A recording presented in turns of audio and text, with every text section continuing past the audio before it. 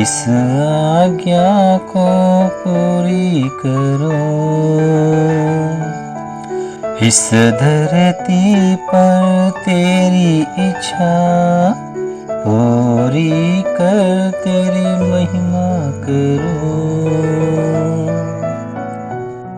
प्रभु की स्तुति हो, प्रभु का धन्यवाद हो आज के इस दिन और समय के लिए। Dear friends, brothers and sisters, आप सबों को प्रभु यीशु मसीह के नाम में शालोम। आज का संदेश के अंश में मैं एंटरटेनमेंट के विषय में ही कहना चाह रहा हूँ। मैं जब एंटरटेनमेंट के विषय में इतना कहा तो इसका कारण क्या है मैं बताना चाह रहा हूँ, क्योंकि जब तक हम इसको नहीं समझेंगे, संदेश को वैल्यू देना है वो नहीं दे पाएंगे। वर्तमान युग में जब हम सारी परिस्थितियों को जब देखते हैं तो ऐसे समय में ऐसी ही दुनिया बनी थी, इंसान वैसे ही जैसे भी हैं वैसे ही परमेश्वर बनाया था, या दुनिया जैसे है वैसे ही परमेश्वर बनाया था, परिस्थितियां भी जैसे हैं वैसे ही परमेश्वर ने बनाया था, ऐसे कर सोचना गलत हो। तो ऐसे समय में जब तक इसके जो बेसिक विषयों को नहीं समझेंगे तब तक किसी भी विषय का सही निष्कर्ष निकालना मुमकिन नहीं है। तो मैं जब एंटरटेनमेंट के विषय में जब इतना कहा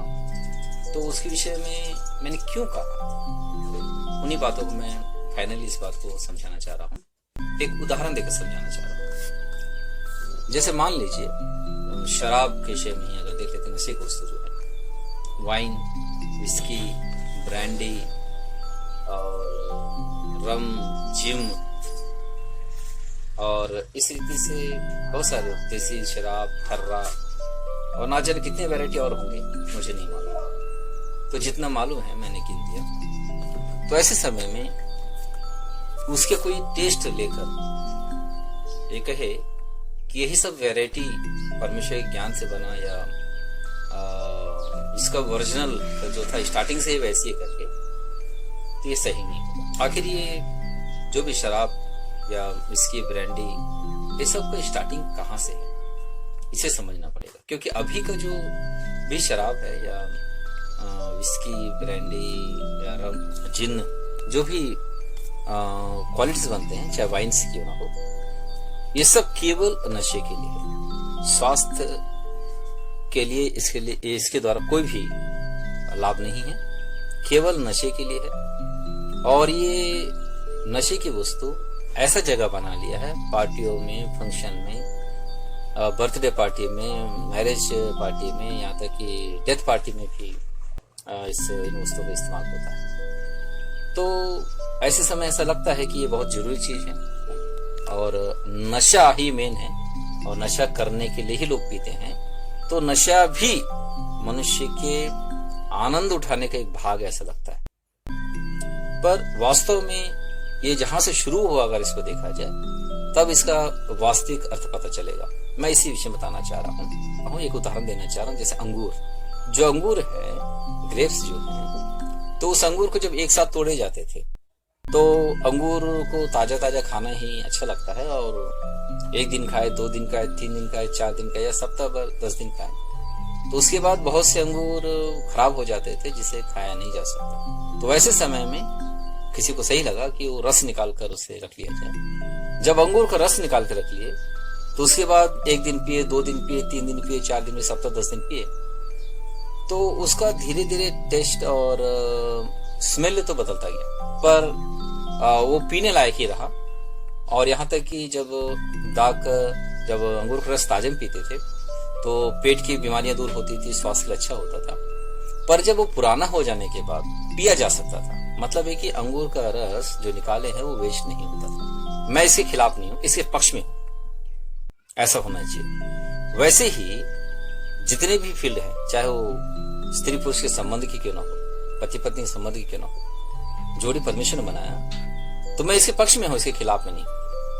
और संगीत के विषय में देखा जाए तो जितने आप लोग बाइबल पढ़ते हैं, आप लोग को मालूम है कि वो कैन की संतानों के द्वारा संगीत का शुरुआत हुआ, और ऐसे समय में कैन की संतान के द्वारा परमेश्वर ने कुछ मनुष्यों को दिया, ऐसा हम नहीं मान सकते। तो ऐसे समय में वो संगीत का आरंभ ही सही नहीं था, एक बात। दूसरी बात है, ठीक है, बाद के दिनों में संगीत गॉडली लोग भी यूज करने लगे, तो मैं समझता हूँ कि इसमें दो तरह के संगीत हैं, एक गॉडली लोगों की, एक अनगॉडली लोगों की। और जो गॉडली लोगों की है वो संगीत और उसके धुन, उसके तार, ये सब सीमित है, जिसका वर्णन बाइबल में लिखा गया है। पर अनगॉडली लोगों के विषय में देखा जाए, संगीत जो है कितना दूर तक वो ले जाते हैं, देखा जाए तो उसमें फिल्मी गाने देखा जाए तो शरीर और सेक्स को संबंधित बेस करके ही वो उसमें गाने होते हैं जो उत्तेजना उत्पन्न करते, नजर ध्यान खींचते हैं, ध्यान आकर्षित करते हैं उस ओर। बार बार उसके सुनने के द्वारा एक मनुष्य में उत्तेजना उत्पन्न होना, उस ओर पूरा ध्यान टर्न होना हो सकता है, उसका खतरा है। सैटेनिक संगीत को भी अभी इंटर किया गया है।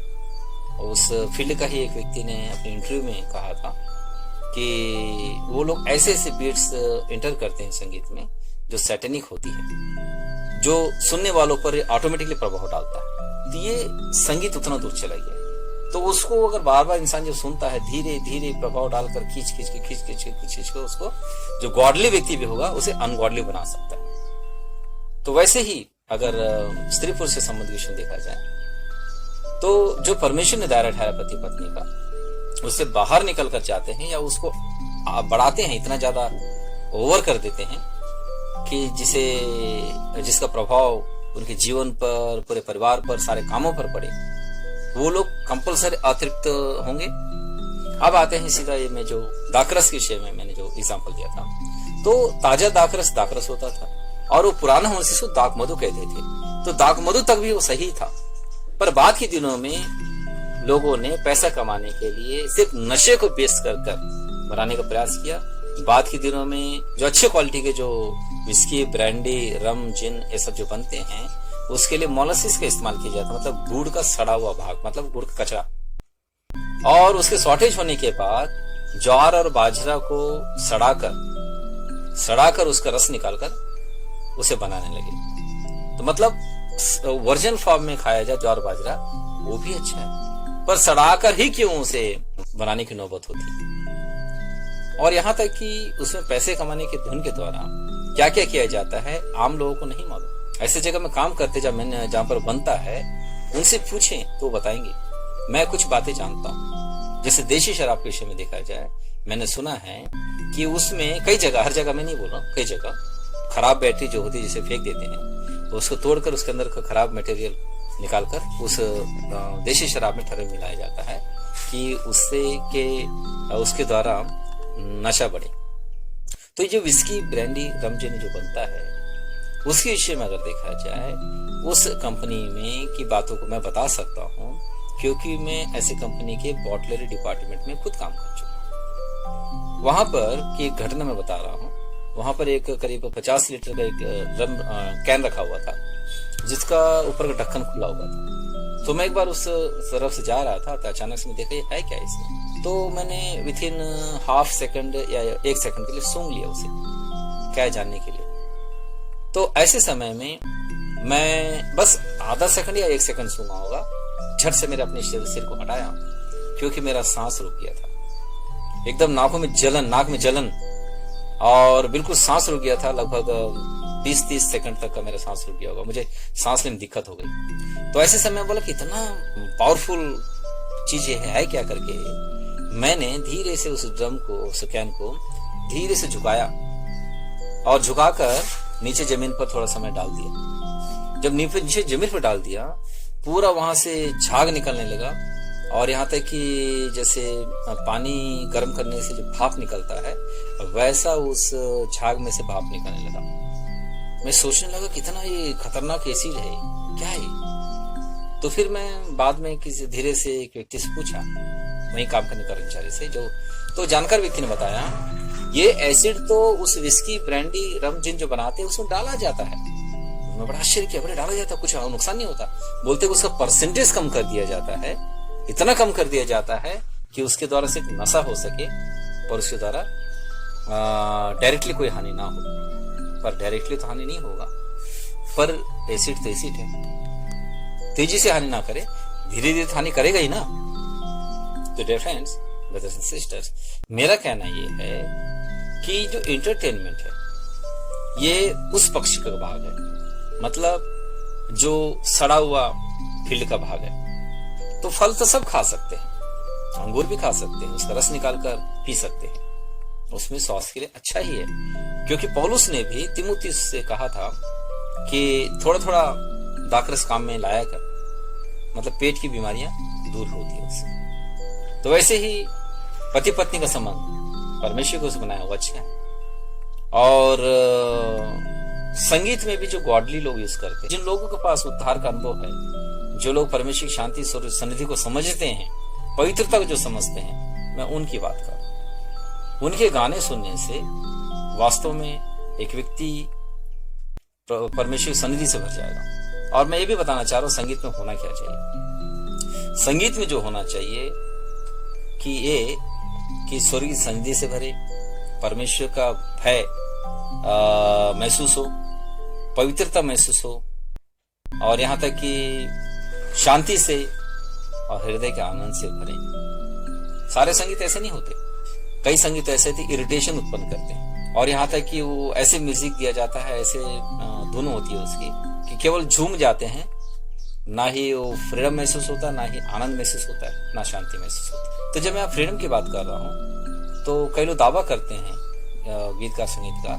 कि संगीत के द्वारा फ्रीडम मिलता है, पर मैं यहाँ पर क्लियर करना चाह रहा हूँ, ठीक है, जो भी प्रभाव है, संसार का प्रभाव, काम का बोझ, मेंटलिटी डिस्टर्बेंस, उससे वो संगीत छुड़ाएगा, पर छुड़ाने के बाद वो संगीत कहाँ ले जाके खड़ा करेगा, ये जरूरी है। अगर अनगॉडली लोग का संगीत होगा, वो मेंटलिटी स्ट्रेस से छुड़ाएगा, थकान से छुड़ाएगा, काम का प्रभाव उसे छुड़ाएगा, पर कहाँ खड़ा करेगा ले जाकर?